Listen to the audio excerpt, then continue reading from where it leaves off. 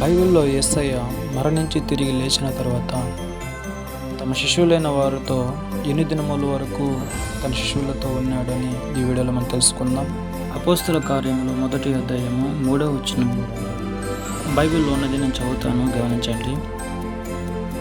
ఆయన శ్రమపడిన తర్వాత 40 దినముల వరకు వారి కబబడుచు దేవుని రాజ్యం విషయం గూర్చి బోధించుచు అనేక ప్రమాణములను చూపి తాను సజీవునిగా కనపరుచుకొనెను. మరిన్ని వీడియోస్ కోసం మా ఛానల్ సబ్స్క్రైబ్ చేసుకోండి. లైక్ మాత్రం క్లిక్ చేయడము మర్చిపోకండి.